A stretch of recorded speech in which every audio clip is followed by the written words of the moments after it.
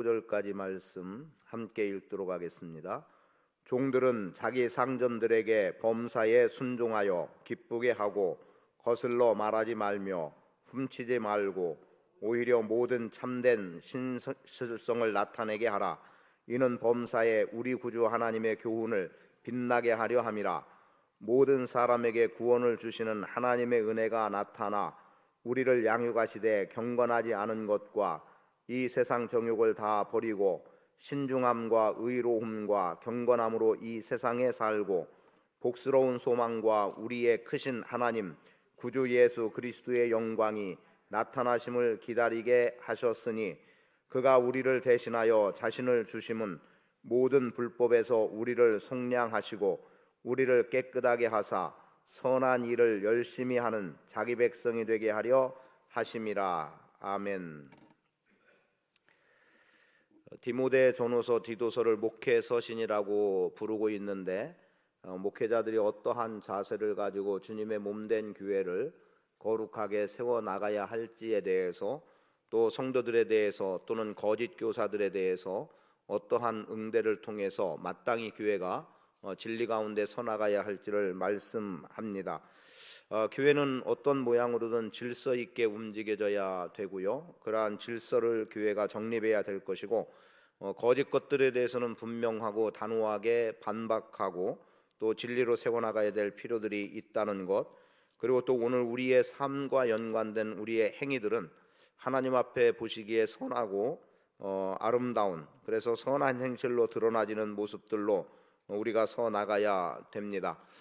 다만 목회 서신이라고 해서 목회자만 그렇게 가르치고 그렇게 살라는 것이 아니라 우리 성도들 모두가 다 동일한 마음과 동일한 태도 또는 동일한 보조로 믿음 생활을 해 나가야 되는 것은 오늘 말씀 속에 이러한 내용이 하나 기록이 돼 있습니다. 11절, 모든 사람에게 구원을 주시는 하나님의 은혜가 나타나. 그러니까 모든 사람이에요. 모든 사람. 일부 어떤 특정한 사람들에게만 구원이 주어졌고, 그래서 그들만 구원받은 자로서의 삶을 살아가면서 그들만 세상에서 다른 삶을 살면 된다는 것이 아니라 모든 사람에게 하나님의 은혜, 여기에는 구원의 은혜라는 표현이 더 적절합니다. 그래서 모든 사람에게 하나님의 구원의 은혜가 나타났다. 즉 구원을 주시는 하나님의 은혜를 하나님의 구원의 은혜가 나타남, 이렇게 보셔도 좋겠습니다. 그래서 하나님의 은혜가 나타나 구원에 이르게 된 자들의 삶이 어떠함을 오늘 몇 가지로 보면서, 또 그 삶으로 이렇게 살아나야 된다는 것도 있지만 우리의 신분적인 면이 어떠한지도 한번 들여다보면서 오늘 말씀을 통해 우리 믿음의 사람들의 삶을 좀 정립해 볼 수 있는 그러한 기회가 되기를 원합니다.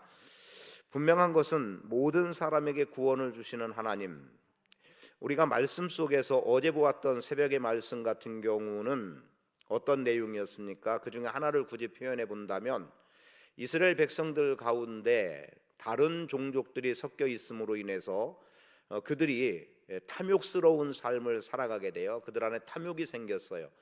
그랬더니 이스라엘 백성들도 그들의 탐욕 때문에 자기들에게도 자신들이 알게 모르게 탐욕에 빠져버리게 되고 맙니다. 이로 인해서 그동안 하나님께서 공급해 주셨던 만나는 꿀 섞은 과자 맛, 말 그대로 꿀맛을 그들이 먹고 그 맛을 느끼면서 지금까지 왔는데, 탐욕이 들어가니까 똑같은 재료고 똑같은 방법으로 만들어진 만나가 어느 순간 기름 섞은 과자 맛으로 변해버리고 말았습니다. 그것은 재료가 상하고 잘못된 것도 아니고, 또는 만드는 사람의 솜씨가 없던 것도 아니고, 또는 거기에 어떤 다른 재료를 첨가했거나 일부 뺐거나 해서 만들어진 게 아님에도 불구하고 꿀 섞은 과자냐 기름 섞은 과자냐라고 하는 아주 판이하게 다른 그러한 맛을 내버리고 말았습니다. 그것은 맛이 달라진 게 아니라 탐욕을 갖고 맛을 보니까, 탐욕으로 만나를 대하니까 그게 지금까지 먹어온 만나가 별것 아닌 거로 여겨진 거죠. 그러니까 그토록 내 삶에 필요로 여겨졌던 것들이 더 이상 필요치 않아도 된다는, 그래서 반드시 내 손에 잡히고 내 입으로 넘어가야 될 것을 이제는 버려도 된다, 없어도 된다. 대신에 그들이 탐욕 때문에 구한 게 뭡니까? 우리가 애굽에 있었을 때는 고기가마 곁에 또는 생선을 먹었고, 그리고 마늘과 부추를 먹었고 오이를 먹었고 각양의 야채들을 먹으면서 우리가 맛난 음식을 애굽에서 먹었다. 좀 더 과장된 표현 같을지 모르겠습니다만 고기가마 곁에 있었다라고 하는 건 믿어지겠습니까? 그들의 노예의 삶이었습니다. 혹시 1년에 한 번 정도는 그들에게도 고기를 먹였을 수는 있겠다 싶지만 그들의 삶이 그렇게 고기로 풍족하게 살아왔던 애굽 생활은 아니었습니다. 그런데 그렇게 맛있던 만나가 어느 순간 기름 섞은 과자 맛 같은 것으로 변해졌고 요청하기를 우리에게도 고기를 달라는 거지요. 그때에 모세는 감당하기 어려웠어요. 왜냐하면 이 65만이나 되는 60만이나 되는 이 백성들을 어떻게 다 고기를 먹일 수 있을까라는 거였습니다. 근데 하나님께서 말씀하시기를 너희에게 하루도 이틀도 또는 20일도 아닌 30일 동안 한 달간 너희에게 먹을 고기를 주겠다라고 말해요. 그래서 모세가 거기에 이렇게 대응을 합니다. 아니 소와 양을 다 잡은들 어떻게 이 많은 백성을 먹일 수 있으며 바다의 물고기를 모은들 어떻게 먹일 수 있겠습니까? 하나님의 답은 이렇습니다. 내 손이 그것도 감당하지 못할 만큼 짧으냐? 이렇게 반문을 하시죠. 그리고 고기를 주셨는데 정말 많은 메추라기 떼를 주셔서 그들 각자가 다 거둬들인 것이 엄청난 양이었어요. 그래서 이것을 다 한 번에 소화시킬 수도 없고 말 그대로 한 달간 먹을 분량이라고 한다면 그들의 성경은 그것을 펼쳐 놨다고 그래요. 펼쳐 놓은 이유가 뭡니까? 제가 그냥 좀 우스갯소리처럼 하려고 육포 만들었다고 말했는데 그런 개념이에요. 고기를 말린 거지요. 그래야 고기가 썩지 않고 말린 고기를 꺼내서 먹을 수 있는 게 됐던 겁니다. 자, 그런 가운데 모세가 감당하기 어려움, 그래서 하나님께서 두 가지의 방법, 다 그들의 백성들의 원망 섞임 속에서 요구한 것 메추라기로 공급해 주셔서 그들로 하여금 고기를 먹게 하셨고, 그리고 나 혼자 어떻게 이 많은 백성을 감당할 수 있겠습니까? 라고 하는 것에 70명의 사람들을 택해서 장막, 하나님의 성막 가까이 오게 합니다. 그리고 그들에게 모세에게 주어진 동일한 영을 부어준다라고 말씀했고, 그리고 그들이 동일한 성령을 체험하게 되는 거예요. 그래서 그들도 예언했다라고 말씀합니다. 그런데 엘닷과 메닷이라고 하는 두 사람은 장막으로 모이지 않고 그들의 진영에 있었어요. 근데 거기서 그 사람들도 택한 자들이었기 때문에 그들도 예언을 하는 것을 보게 됐고, 그리고 누군가가 지금 이 일을 알리는 거죠. 그랬더니 여호수아가 그 이야기를 모세에게 가서 엘닷과 메닷이 장막에 머무르지 않고 자기의 진영에 머무르면서 예언을 했습니다. 그리하지 않게 못하게 하셔야 합니다. 그때 모세가 한 말이 있습니다. 왜 시기하느냐? 나는 모든 사람이 나와 같이 하나님의 영에 감동된 자가 되기를 원한다는 거였습니다. 오늘 하나님의 구원이 모든 사람에게 나타났다는 11절 말씀이나 어제 새벽에 보게 됐던 민수기 12장 말씀이나 조금도 다를 바 없이 하나님께서 모든 사람이라고 하는 모든 사람에게 구원의 은혜를 허락하시고 모든 사람에게 성령을 경험하게 하시는 거예요. 그래서 요엘 2장 말씀에서는 우리가 잘 알고 있는 대로 모든 백성이 예언을 하게 만들죠. 그래서 뭐라고 말합니까? 우리가 아는 찬양 가운데 그런 내용이 있죠. 만민에게 성령을 부어주시는데 나이 많은 사람들, 노인들 예언을 하고, 그죠? 청년들 환상을 보고, 아비들 꿈을 꾸리라 라고 하는 내용들의 모든 백성에게 성령이 부어질 것을 말씀합니다. 그리고 그 약속된 말씀이 사도행전 2장 오순절 성령 강림의 역사, 예수 그리스도의 십자가의 죽으심과 부활 이후에 성령이 오시는데 그 성령은 제한된 사람에게가 아니에요. 물론 거기 모인 120명이라고 하는 사람들로 제한된 듯 보이지만 이후에 믿는 모든 사람들에게 성령은 임하게 되어 있습니다. 그래서 모든 사람이에요. 그래서 이 모든 사람을 11절에 기록되어 있지만 그것을 중심으로 해서 첫 번째 우리가 본문 말씀에서 하나님의 은혜가 모든 사람에게 나타난 가운데, 그럼 왜 하나님의 은혜가 그렇게 나타났을까? 또는 하나님의 은혜가 나타남을 통해서 우리에게 요구되어지는 것, 첫 번째는 주님의 교훈을 빛내라는 겁니다. 하나님의 은혜를 경험한 사람들은 하나님의 은혜를 빛내는 자로 살아가야 된다는 거죠. 그래서 9절부터 말씀해 보면 종들은 자기 상전에게 범사에 순종하여 기쁘게 하고 거슬러 말하지 말며 훔치지 말고 오히려 모든 참된 신실성을 나타내게 하라. 이는 범사에 우리 구주 하나님의 교훈을 빛나게 하려 함이라. 예수 그리스도를 통한 구원받은 하나님의 은혜를 경험한 사람들은 하나님의 교훈을 빛나게 해야 합니다. 그 가운데 하나를 종과 상전의 비유를 통해서 종은 마땅히 상전을 기쁘게 해야 된다. 그리고 종이 상전에게 그렇게 기쁘게 하는 것은 하나님이 우리에게, 주님이 우리에게 가르쳐 주신 원리에 해당이 되는데, 예를 들어서 하나님의 구원의 은혜는 종들에게 참된 신실성을 보이라고 하는 종들을 어디로 가져올 수 있어요? 이 종들을 빌립보서 2장으로 와보면 예수 그리스도가 종이 되어서 십자가에 못 박혀 죽으시기까지 복종했다. 예수님은 종의 형체를 가지사 죽기까지 복종하심으로 구원을 이루신 거예요. 그래서 하나님의 구원의 은혜를 경험한 우리는 예수 그리스도의 종됨을 통해서 구원을 이루어냄, 그래서 하나님의 영광을 드러낸 것처럼 종들인 우리는 마땅히 참된 신실성을 주인에게 보여야 된다는 겁니다. 세상에서 종과 주인의 관계가 되기도 하지만 주님과 우리라고 하는 주인과 종, 예수님과 나와의 관계 속에서도 우리는 마땅히 신실함을 통해서 주님의 교훈을 빛내는 자. 그러니까 여러분의 삶은 예수의 복음이 드러나는 삶, 여러분의 삶은 하나님의 말씀이 살아있는 삶이 되어져야 된다는 것을 말해주고 있는 겁니다.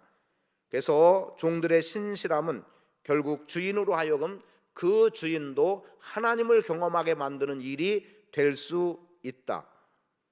그런 가운데 훔치지 말라고 하는 말 하나가 나와요. 10절에 훔치지 말라. 아니, 종이 주인의 것을 뭘 훔칠 수 있을까요? 이것은 아마도 그냥 뭐를 정말 내 것으로 취하기 위해서 확 훔쳐왔다, 몰래 훔쳐왔다, 이것보다 종의 자리에서 합당한 종의 자리이기 때문에, 그래서 종이 자기가 조금 어떤 술수를 쓰거나 아니면 자기의 유익을 위해서 어떻게 종의 자리를 이용해서 뭐 이용할 만한 것도 되지 못할 것 같은데 자기의 어떤 이득을 취하는 일이 있었던 것 같아요. 그러니까 도둑질한다는 의미에서 훔침이 아니라 종 노릇하면서 일정 부분 자기의 유익을 위해서 그 일이 내 유익이 되도록 하는 어떤 행위가 드러나 보였던 것 같습니다. 그래서 문득 생각난 게 있었어요. 일전에 다큐인지 정확히 모르겠어요. 어떤 자동차 생산 라인에 관계된 건데, 우리나라의 자동차 생산 라인과, 제가 미국으로 기억합니다. 미국의 자동차 생산 라인, 그런데 한국 기업이에요. 우리나라에 있는 것도 한국 기업, 똑같은 회사, 그리고 미국에 이제 한국 기업이 들어가서 같은 종류의 자동차를 생산해 내는 건데, 뭐가 보여졌었냐면 참 놀라운 것 중에 하나예요. 60분 일하면 10분을 쉬는 거예요. 그런데 우리나라 한국 공장의 생산 라인에서는 이제 5분 후면 쉬는 시간이 10분간 주어지는데 대략 5분 전부터 쉴 준비를 하고 있어요. 그리고 땡 종이 치면 그때부터 10분을 쉬고, 그리고 나서 또 끝나는 이제 다시 일하는 작업종이 땡 울리면 그때부터 작업할 준비를 하더라고요. 근데 미국 기업은 땡 하면 그때부터 쉬기 시작하고 땡 하면 이미 일이 시작돼요. 그러니까 그들에게 쉬는 시간은 정확히 10분. 근데 우리나라에서 생산하는 생산 라인은 20분 정도가 결과적으로 쉬는 시간이 되더라는 거죠. 그러면 그 기업을 운영해야 된다고 해야 돼요? 뭐라고 해야 돼요? 그들은 벌써 10분이라고 하는, 1시간에서 10분이라고 하는 시간을 손실을 보는 거죠. 그러니까 어디에서는 얼마 시간에 예를 드는 거예요. 정확한 수치는 아니고, 지금 요 시간에 100대를 생산한다면 여기는 몇 대를 생산해요? 60대, 70대밖에 생산을 못하는 거예요. 그러면은 상전에게 그만큼 불이익을 끼치는 거죠. 혹시 이러한 것들이 시간도 훔치고, 그죠? 내가 일할 시간에 일하지 않으면, 그리고 그 시간에 내가 놀아버리면 시간을 훔치는 거예요. 요즘 기업들 좋더라고요. 저희 아이의 경우도 그래요. 전에는 8시 정각에 출근, 8시 땡 출근해서 그래서 이제 오후 5시에 끝나거나 9시에 출근해서 6시에 끝나는 아마도 두 팀 개념이었는데 금년 들어와서 제도가 바뀌었는데 10시까지인가 10시 반까지인가에 자유롭게 출근하는 거예요. 그러니까 그 시간 이후로만 하지 않으면 돼요. 최대로 정해놓은 시간이 있더라고요. 그래서 8시에 출근하는 애가 9시에 할 때도 있고 8시 반에 할 때도 있고, 그러니까 굉장히 유동적인데 훨씬 매이지 않는 거죠. 대신에 자기가 출근할 때 찍힌 그 시간에서 하루의 일과, 그러니까 8시부터 5시까지 했는데 30분 늦어지면 8시 반부터 5시 반까지 자기 목 시간만 정확하게 일을 하면 되더라고요. 야, 참 좋아졌다. 이런 자유로움. 제가 지난주 토요일 날 엊그제 사역자들한테 출근 시간을 조금 유동적으로 하기로 했어요. 왜냐하면 토요일 밤 늦게까지 일을 해야 되기도 하고, 금요일 금요 기도에도 참여하고, 또 한 주간 또 새벽 기도에도 많이 참여하고, 이렇게 오고 하던 과정이기 때문에, 그래서 토요일 날 10시에 정각의 사역자 모임을 갖는 것으로, 그래서 토요일 조금 더 잠을 1시간 2시간이라도 좀 더 자고, 그리고 대개 토요일은 10시 12시 어떤 데는 자정을 넘어서 집에 들어가니까 그렇게 해서 조금 늦게 하면 좋겠다. 그런데 늦게 해서 늦게 들어가는 게 아니에요. 늦을 수밖에 없는 게, 예를 들면 청년 모임이 저녁에 있으니까 당연히 그 시간은 늦게 출근해도 그 시간을 채워야 되기 때문에, 그리고 일찍 출근했다고 해서 일찍 퇴근할 수 있는 게 사역자들에게는 없어요. 왜냐하면 모임이 그 시간이니까. 그럼 오늘 7시 반에 기도회가 있어서 8시 반 9시에 끝나니까 11시 12시에 출근해서 9시까지 이렇게 말하지 않잖아요. 그런 거라서 제가 그러면은 10시부터 모이자라고 했어요. 그래서 조금 여유를 좀 가지면 좋겠다라는 생각, 그리고 지치지 않으면 좋겠다는 생각을 하고, 그러나 그럼에도 불구하고 분명히 밤 10시, 11시, 12시까지는 진행이 되죠. 그래서 그런 정도로 가져봤어요. 자, 오늘 우리가 주님의 시간을 훔친다? 굳이 시간으로 말하면, 아니면 내가 마땅히 해야 할 것을 하지 않음으로 인해서 주인에게 손실을 끼친다? 그것도 어떤 면에서 훔쳤다라고 표현되는 내용에서 드러나지 않을까 싶은 거예요. 그래서 주인의 재산을 가지고 내 이득을 취하는, 어떤 이득을 챙기는 어떤 행동, 또는 주인의 것을 내 것으로 바꿔치워서 노골적으로 표현하면 빼돌릴 수도 있겠고, 그렇게 할 수도 있지만, 그리하지 않음으로 인해서 참된 신실성을 보여서 주님의 교훈, 즉 주님께서 가르쳐 주신 것을 빛내는 인생으로 살아가라는 겁니다. 그래서 오늘 우리는 상전과 종의 개념은 아니지만 직장이라고 표현한다면, 직장에서 자기의 맡은 바 일에 충실하는 것, 그게 결과적으로 뭐다? 하나님을 드러내는 행위다. 그러면 꼭 직장이 아니어도 내가 있는 자리에서 내 맡은 본분을 다하면 그것이 뭐다? 하나님의 영화롭게 하고 하나님을 드러내는 것이 된다라는 겁니다. 두 번째는 경건함으로 살아가라고 12절은 말씀합니다. 이 경건함과 관련해서는 양육이라는 표현으로 12절에 우리를 양육하시되라고 하는 양육이에요. 양육은 배우고 자라나는 겁니다. 자라나는 거예요. 그럼 이렇게 자라나기 위해서 가져야 될 것 가운데 하나 뭐라고 말씀합니까?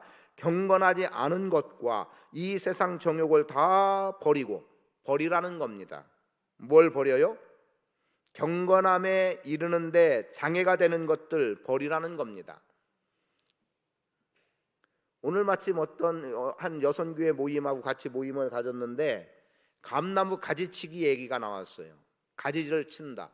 가지를 친다는 것은 불필요한 가지를 잘라내서 새로운 가지에서 좋은 열매를 얻기 위한 거죠.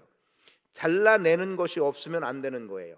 그런데 제가 또 들어보니까 감 농사를 하는, 저 황간인가 어디에서 감 농사하는 권사님, 장로님이 계셔서 제가 여쭤봤어요. 그랬더니 목사님, 굳이 감나무는 가지치기 안 해도 됩니다. 지가 알아서 다 불필요한 거 잘라냅니다. 이러더라고요. 자기가 뭐 뚝 꺾어지는지 모르겠지만, 그래서 감 열릴 거는 가지치기 하나 안나 똑같으니까 안 해도 된다는 얘기를 듣고 작년에는 가지치기를 안 했어요. 안 했는데 열릴 거 다 열렸더라고요. 그 말이 맞는지는 농사하는 사람이 그러니까 맞겠지요. 어쨌든 그래요. 감나무 잘못 올라가면 감나무 가지는 쉽게 부러지기 때문에 위험하다는 얘기를 듣고 했는데, 그래서 가지치기를 아예 안 하려고 금년에도 가지치기 할 생각을 아예 안 하고 있어요. 왜냐하면 불필요한 거는 그냥 꺾여져 나간다는 거예요. 그리고 감 딸 때 또 많이 꺾기 때문에 괜찮다고 그럽니다. 자라남에 있어서 장애가 되는 것들, 방해가 되는 것들 잘라버리라는 거죠. 경건치 않은 것 잘라내라, 세상 정욕 잘라내라 버리라는 겁니다. 대신에 신중함과 경건함으로 살아가라고 말합니다. 그리고 그렇게 신중함과 경건함으로 살아감에 있어서 갖게 되는 것은 복스러운 소망이라고 표현되어지는 예수 그리스도의 영광이 나타남을 기다리라는 거예요. 경건하게 살아가면서 우리가 가져야 될 것, 주님 오심을 기다리는 겁니다. 지난 주일 부활주일이기 때문에 말씀드린 내용 가운데서도 부활의 신앙과 예수 재림 대망의 신앙을 말했어요. 우리는 부활만을 기억하는 것이 아니라 예수의 다시 오심을 기억해야 됩니다. 예수님의 부활을, 예수님이 살아있을 때 하신 말씀을 기억하지 못함으로 인해서 예수님의 부활을 체험하지 못하고 믿지 못했던 그들에게 기억하게 했더니 그들이 기억했고, 그때 비로소 예수님의 부활을 이들이 믿었다고 한다면, 오늘 우리가 기억해야 될 것은 예수님이 다시 오시겠다고 약속하신 그 말씀까지를 우리는 또 기억해야 되겠죠. 당시의 성경에 기록된 당시의 사람들은 예수님의 부활까지만 기억하면 됐다면, 오늘 우리는 예수님의 다시 오심까지를 기억하는 자로 삶을 살아야 됩니다. 그래서 주님 오심을 기다리라, 경건함으로 살아가는 것 가운데 하나는 주님 오심을 기다리는 겁니다. 그래서 여러분 안에도 부활의 소망과 예수 재림의 소망이 끊임없이 나타나질 수 있기를 축복하고요. 세 번째는 선한 일을 하라는 겁니다. 물론 이보다 더 중요하게 표현될 수 있는 것 중에 하나는 자기 백성 사무심이라고 하는 14절의 말씀이겠어요. 그가 우리를 대신하여 자신을 주심은 모든 불법에서 우리를 속량하시고 우리를 깨끗하게 하사 선한 일을 열심히 하는 자기 백성이 되게 하려 하심이라. 하나님께서는 여러분을 당신의 백성 삼아 주셨습니다. 그 말은 오늘 우리가 하나님의 백성으로 살아가라고 말씀하고 있는 겁니다. 하나님의 백성으로 살아갈 이유는 뭡니까? 그분이 우리를 속량하셨다. 우리의 죄값을 대신 치루어 주셨다. 죄의 삭은 사망이라고 하는 선언과 함께 내가 죽어야 되는데 내가 죽는 대신에 예수님이 죽어지심으로 내 죄값을 갚아주심 속량. 그러하기 때문에 오늘 우리는 하나님의 백성으로서 마땅히 선한 일을 통해 하나님의 백성됨을 드러내 보여야 되고 하나님의 영광을 나타내야 된다는 거고요. 그리고 또 하나는 정결함이라는 거죠. 오늘 우리로 하여금 정결한 삶을 살아가게 하기 위해서 그런 정결한 깨끗함이죠. 우리를 깨끗하게라고 표현되고 있어요. 우리를 깨끗하게 하사 여러분 깨끗한 삶을 살라고 말씀합니다. 이것을 통틀어서 선한 일이라고 표현하고 있어요. 경건함도 선한 일이요, 속량을 입은 것도 선한 일이요, 깨끗하게 살아가는 것도 선한 일이요, 주인에게 신실함으로 대하며 주인을 기쁘게 하는 것도 선한 일이요, 훔치지 않고 살아가는 것도 선한 일이요. 그냥 다 표현한다면 선이라고 하는 것에 다 포함되는 거예요. 그래서 기억하는 바 여호와의 선하심과 인자하심, 우리는 이것을 기억하며 살아갈 수 있어야 하겠습니다. 하나님이 여러분을 하나님의 백성 삼아주셨습니다. 선한 일을 하라는 거예요. 여러분 선이 착하다라고 우리가 표현하는 그 한 곳에 머무르지 마시고 내가 주님과 관련해서 행하는 모든 일들, 주의 말씀과 관련해서 내가 살아가는 모든 삶은 선한 일이다 라고 생각하고 살아가신다면 주님의 몸된 교회에서 오늘 우리 모두 각자의 인생 속에서 추구해 나가는 일들을 통해 하나님께 분명히 영광으로 나타나게 될 줄 믿습니다. 하나님의 백성으로서의 신실함 잃지 마시고 하나님의 구원의 은혜가 우리 가운데 나타났으니 그 구원의 은혜를 경험한 자답게 여러분 하나님의 교훈을 빛내는 인생으로 살아가시고 그리고 잘 양육되어서 경건에 이르는 삶을 살아가시고 하나님의 백성으로 선한 일을 감당하는 은혜의 삶을 살아가는 복 있는 성도 되시기를 축복합니다.